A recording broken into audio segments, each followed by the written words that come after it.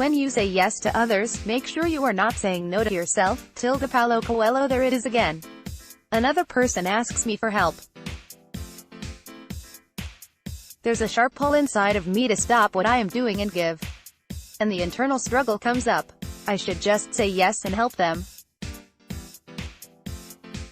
What's it take to write out a few text lines?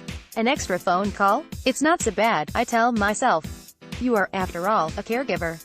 My internal voice is so strong. It has been with me for a long time, this voice. Then I feel my shoulders tense. I feel my breath begin to shorten. And a lightheaded feeling takes over. These are my early warning signs that I am taking on too much. It has taken me some time to realize that this is what happens when I take on a lot and say yes, and that there is a significant cost to me. It stops me from getting my work done. I am not engaged and present when I am playing with my children. I am short with my husband. It derails my priorities. And it stops me from looking after myself. If the above sounds familiar, then you can probably relate to being a natural caregiver.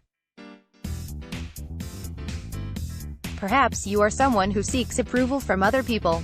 Maybe you are a people pleaser. You might even describe yourself as a doer. You do for others, but sometimes, or maybe always, you forget to just be. You put the needs of others ahead of your own at the cost of yourself. You thrive on caring for others. You love to give. In fact, you probably hold yourself to high standards, and one of those standards is that you give to others. Before my first child was born, and even in the first year or so of his life, I continued to give and say yes to others. I was the person that would tell others, "What do you need? I'll make it happen," or, "Tell me what you have in mind for that day, I'll be there," or if someone needed something, help with anything, I would quickly say yes. I would give up my own thoughts, feelings, and needs in hopes of ensuring the other person was happy. To ensure that we were happy, and we were good. And then it started to hit me in the fall days of long walks with my newborn child, the second child to join our family. With the wind swirling around me, the crunch of the leaves beneath my feet and stroller wheels, and the brightness of the leaf colors, I realized that I was giving so much to others to fill up my self-worth. I was defining who I am, and what I am worth, by what I give to others and what I can do for others. Give more. Be more present for others. Be there for them. This was my mantra. It's not an unfamiliar role. I'm a clinical psychologist, after all. It is what I spend my day doing, caring for others. My older sister recalls me being this way since my early formative years. She will tell the story of coming to me with her problems, and I would explore ways to solve them or cope. I loved watching others and trying to understand their thoughts and feelings, and their behaviors behind them. It didn't take much to find my calling, my sharp perception for relationships, how I use my sensitivity and empathy. I find it meaningful to spend my days helping others change, process hard and difficult experiences, and live a life that is filled with meaning and authenticity. But I've noticed the impact of caring for others all the time. It's a cost, and it was a cost to my own self-worth. I held myself to rigid standards. If I don't give, then I'm not a good friend. And yet I spend hours working with clients to help them develop more adaptive ways of viewing themselves. I wasn't upholding this to myself. Would I think this of my friends? Absolutely not. They are good just as they are, but not me. I know I am not alone in this challenge. Most of us struggle with communicating our needs and setting healthy boundaries.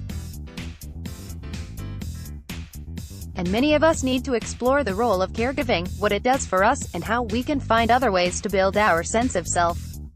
So, here's the thing. Gaining insight into this pattern, this behavior, this desire to be in this role, is the first step. I had to understand what it was that I was doing, and what it was providing me. If you are reading this post, you likely identified with the challenge of saying no, and being a caregiver. So here are my 8 tips to help you say no. 1. Tune into when you are feeling overwhelmed. These signs might be like mine, where you experience increased physiological arousal. Or maybe they are emotional feelings of being frustrated, anxious, hurt, cognitive, holding rigid thoughts, telling yourself you're not enough, or even changes in your relationship, increased arguing. Identifying your emotional experience will help you identify when you need to change. 2. Acknowledge that you have different thoughts, feelings, and opinions from other people. You have your own internal experience, and your partner, friend, parent, coworker has their separate internal experience. You are a separate individual from the other person in your relationship. It is not for you to change their internal world, and it is not for them to change your thoughts or feelings, or desires and wishes. You are responsible, however, for communicating your needs to the other person. If you need to take space for yourself because you have too much on your plate, or perhaps you simply do not want to do a requested task, it is your job to communicate this, with respect, to the other person. More on how to do this in the next step. 3. Start saying no. You have the right to say no. You do not have the right to be aggressive to someone or to criticize them. How could you ask me to do that when you know I have so much going on? That's critical. You have the right to say no, and you do not have to explain your no. You can provide empathy for the difficulties that the other person is in. I see you're having a hard time right now. You can also express what can happen next time. Next time, perhaps we can find a way through this together. And you can express your feelings. I'm feeling overwhelmed and I am not able to do that. Note that sharing feelings starts with I. But remember, saying, I feel like you don't understand, is not a feeling. Feelings are sad, happy, mad, fearful. 4. If saying no is difficult, try giving yourself the 24-hour rule. So often we respond with emotion, and this leads us to taking on too much. If saying no in the moment is really hard, let the other person know that you will get back to them in 24 hours.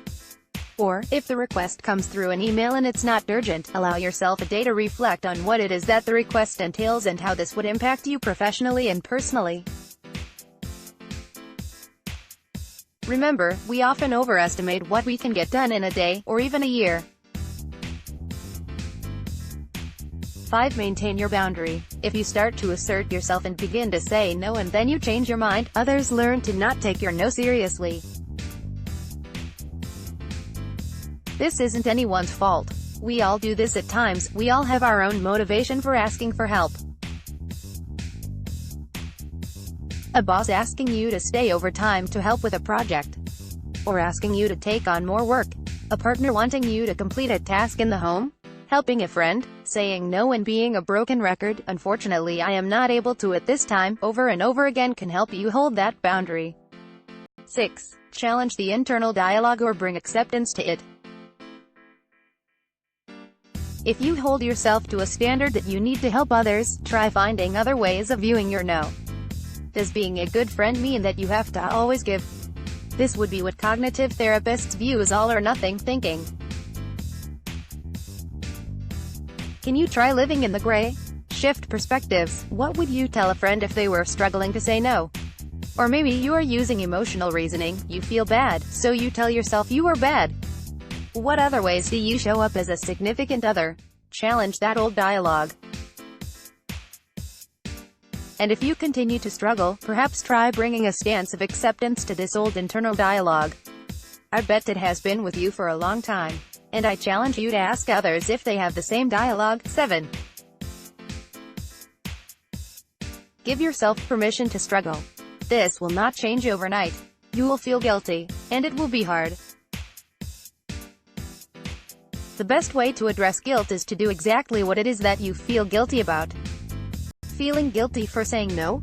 Say no. If you continue to avoid feeling guilty, guilt will continue to knock on your door. And the way others respond to your new stance of saying no will not change overnight. In fact, I can predict that if you have been in this role for quite some time, the other person will not know what to do at first, and will try to revert back to old patterns. 8. Ask for help. This is a tough one, especially for someone who always keeps helping others. Often, we are so busy giving help and responding to others that we minimize our needs, and they are not aware that we, too, need help in some way. Help might come in all forms. Perhaps you start by setting 30 minutes of you time during the week away from the family. Or you share a task with someone. You could also try letting others know how you are feeling. Learning to say no has helped me refocus my priorities. It doesn't mean that I always say no, but rather I allow myself to be flexible. There are times when I can give and times when I cannot. Instead of feeling tied to giving as a symbol of self-worth, I shifted my focus to living a life that is connected to what is important to me and to being my authentic self. And when we can be authentic with ourselves and those around us, we feel the most connected between our mind and body. About Tracy Dalglish Dr. Tracy Dalglish is a clinical health psychologist working with individuals and couples. She specializes in helping women find balance in the multiple roles in their life. A clinical supervisor, she gives presentations to healthcare providers and corporations on wellness and mental health. She is a mother of 2, a wife, and a novice yogi. Visit her at drtracy.com, Instagram. See a typo, an inaccuracy, or something offensive? Please contact us so we can fix